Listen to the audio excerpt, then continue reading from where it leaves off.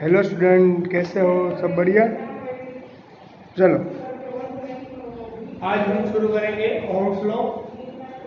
Ohm's law समझने से पहले एक छोटी सी कंडीशन समझा दो आपको। समझ लो कि यहाँ पर दो बाल्टी दी गई हुई है। ये फर्स्ट है, ये इसको ए कह दिया, मैंने इसको बी कह दिया। इसका वाटर का लेवल यहाँ तक है। सेकेंड बाल्टी है, उसका इन दोनों का डिफरेंस कितना है, इन दोनों का डिस्टेंस कितना है।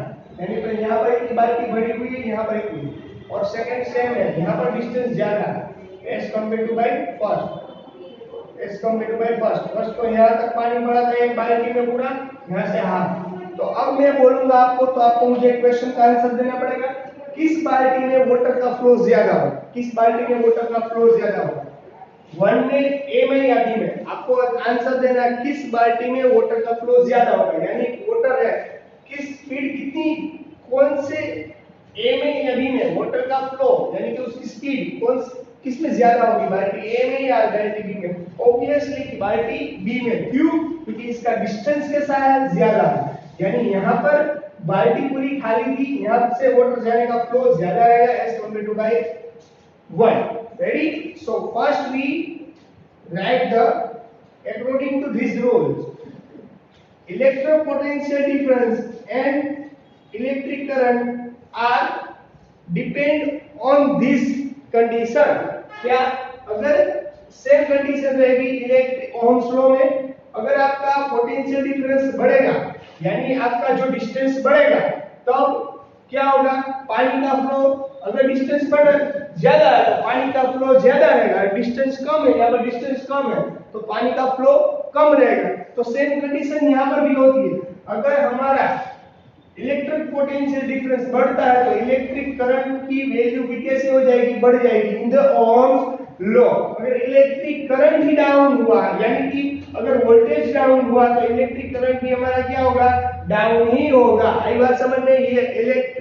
ये ओम्स लॉ कहता है इस तरीके से। मैंने आपको एग्जांपल देके समझाया है, ओम्स लॉ मैंने आपको एग्जांपल देके समझाया है, अभी मैं डिटेल में करवा रहा हूं। तो पहले समझ लो कि अगर वोल्टेज ज्यादा होगे तो इलेक्ट्रिक करंट भी ज्यादा ही होगा। तो यानी कि voltage also depending in electric current and electric current also depending on voltage. If voltage are increased, then electric current always be increased. Understood what I say?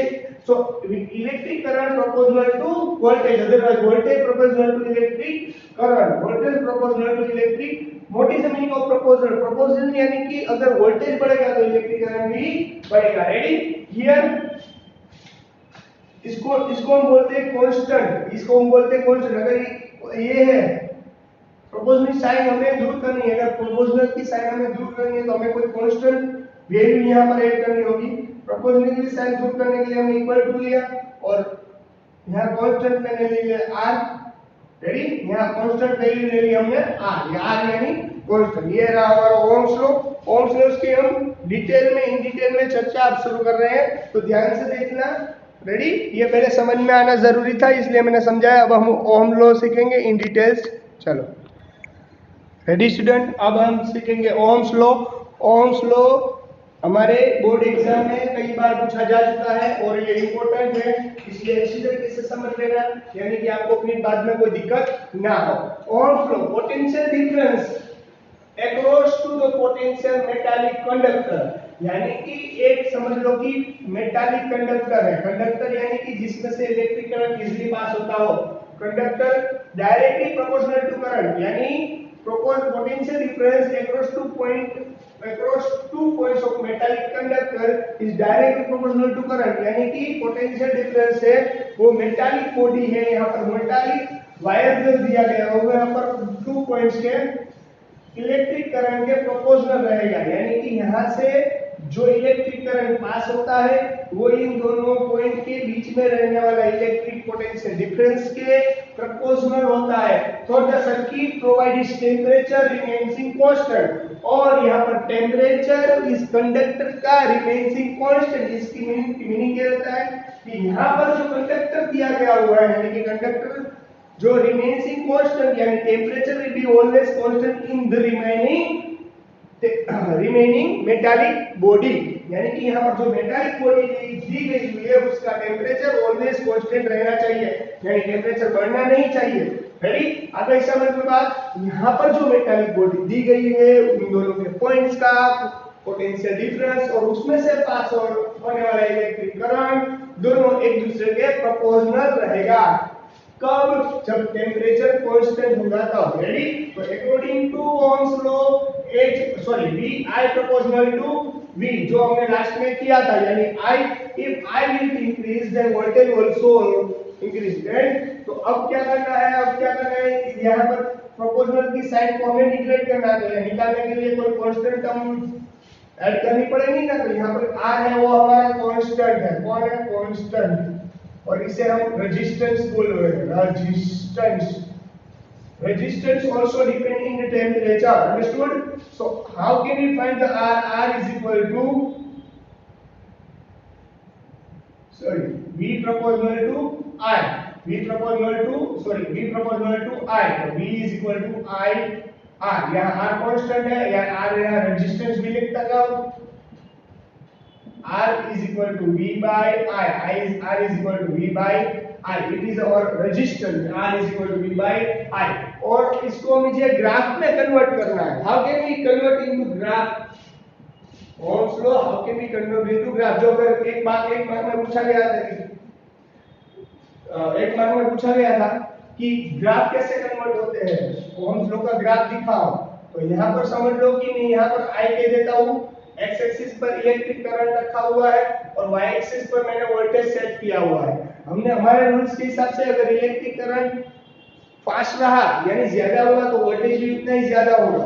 आई बात समझ में? तो सेम कंडीशन यहाँ पर रहेगी। आपका इलेक्ट्रिक करंट जैसा है जा रहा है तो सामने से वोल्टेज भी बढ़ेगा। इलेक्ट्रिक करंट जैसे देखो यहाँ पर बढ़ रहा है, आगे जा रहा है, तो सेम कंडीशन में वोल्टेज भी इंक्रीज हो रहा है।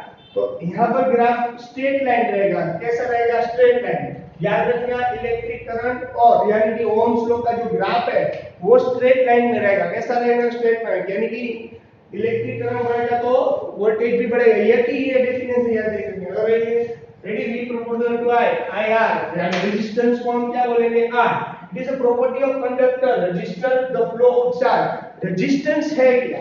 रेजिस्टेंस की वैल्यू क्या है? मैंने आपको कल भी समझाया था, आज भी समझा रहा हूं। रेजिस्टेंस एक स्पीड ब्रेकर जैसा काम करता है। अगर हमारे स्पीड में जा रहे हैं तो कोई स्पीड ब्रेकर आएगा तो क्या करेंगे? हम ब्रेक लगाएंगे ना। सेम कंडीशन यहाँ पर रहती है। अगर किसी कंडक्टर में से इलेक्ट्रिक करंट पास आउट हो रहा है और उस इंस्ट्रूमेंट को उतना इलेक्ट्रिक करंट नहीं चाहिए जितना वहां से इलेक्ट्रिक करंट पास आउट हो रहा है, उतना उस इंस्ट्रूमेंट को इलेक्ट्रिक करंट नहीं चाहिए, तो आप उसके आगे कोई रेजिस्टर लगा दोगे तो वो जो इलेक्ट्रिक करंट अदरवाइज वोल्टेज है जो आ रहा है वो रेजिस्टर उसे निकाल खा जाएगा, यानी उसको रिड्यूस कर देगा। यानी इसको उसमें से जो हाफ इलेक्ट्रिक करंट है जितना चाहिए उतना ही देगा, जो एक्स्ट्रा इलेक्ट्रिक करंट है वो उसे नहीं जाने देगा। ये बात समझ में मैं क्या रहा हूं?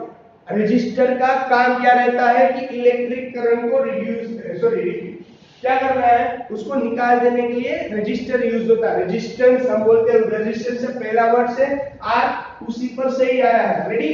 कंप्लीट हो गया पूरा टॉपिक। रेजिस्टेंस क्यों होता है? रेजिस्टेंस क्यों यूज होता है? क्योंकि जितना इलेक्ट्रिक करंट चाहिए उतना ही वहां पहुंचेगा।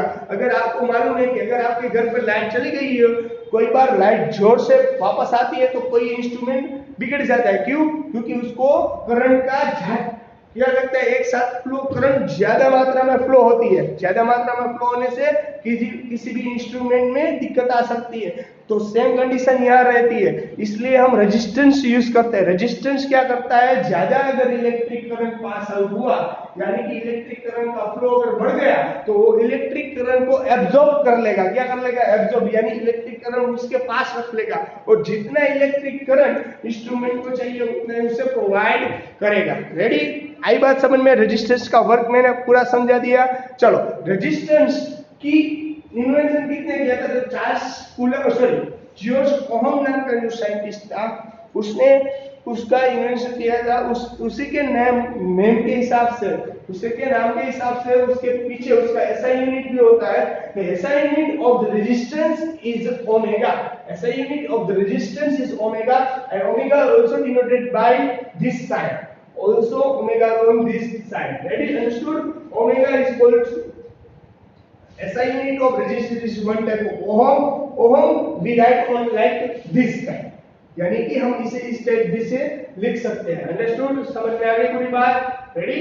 Resistor also dependent on temperature. If our temperature will be higher then register will be also higher. यानी कि हमारा टेम्परेचर अगर ज्यादा रहा तो रेजिस्टेंस भी ज्यादा काम करेगा. आई बात समझ में?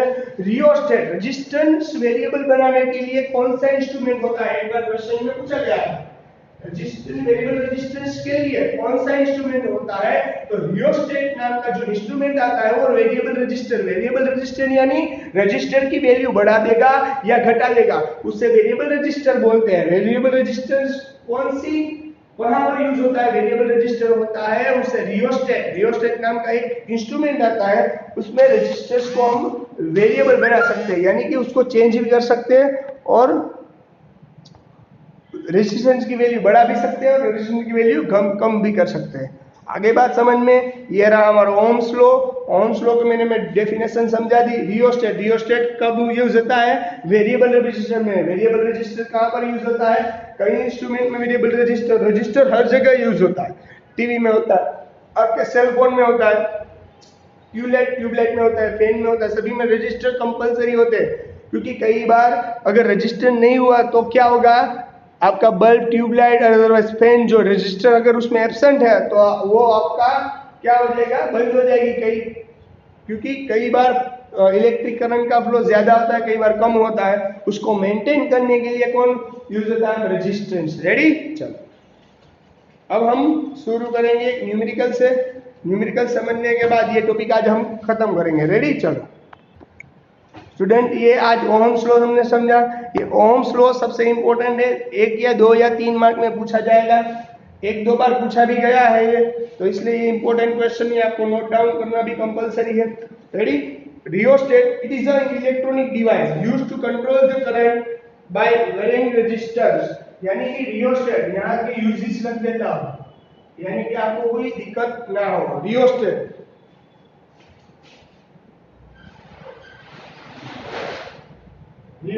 राइट है. ये बात समझ में? रियोस्टेट क्या कर रहा है? It is an electronic device. It is an electronic device to control the electric current. It is an electronic device to control the electric current by varying the resistance. By the varying resistance. It is an electronic device. It is control the electric current and it is varying resistance. यानी कि resistance की value बढ़ाने और कम करने के लिए ये use होता है. रेडी? चलो हो गया हमारा पूरा क्वेश्चन कंप्लीट. अगर इसी में किसको डाउट हो तो पूछ लेना. और बाद में हम यहाँ ओम्स लॉ समझे. आज ओम्स लॉ से हम सीखा. बाद में हम सीखेंगे ओम्स लॉ की how can we prove it. Ohm's law को हम कैसे प्रूव कर सकते हैं. रेडी? ये बड़ा लेक्चर रहेगा और उसमें समझना ज्यादा बढ़ाएगा और उसमें क्वेश्चन भी सारे होंगे, न्यूमेरिकल्स भी आएंगे थोड़े से, वो हम नेक्स्ट लेक्चर में करेंगे. ओके? तो ये क्वेश्चन इंपॉर्टेंट है, 2 मार्क्स में पूछा जाएगा. IMP है यानी ये लिख लेना. अगर नहीं समझ में आया तो मुझे बोल देना, एक और बार समझाऊंगा, कोई दिक्कत नहीं है. पर ये इंपॉर्टेंट है. और ये जो मैथमेटिकल स्टेप मैंने लिखा है V proportional to I and proportional की साइन निगलेक्ट करने के लिए हमें इज इक्वल टू की और कांस्टेंट टर्म भी यूज करनी पड़ती है. यहाँ कांस्टेंट टर्म हमने रजिस्टर लिया था, रेजिस्टेंस लिया था, यानी कि हमारी फॉर्मूला का R is equal to V by I. ये सभी लिखना भी इंपॉर्टेंट इतना ही है. रेडी? चलो तो ये होमवर्क में 3 बार लिख लेना और अच्छी तरीके से पढ़ लेना, यानी कि ये 2 मार्क्स में इंपॉर्टेंट है इसलिए. रेडी? चलो goodbye and take care.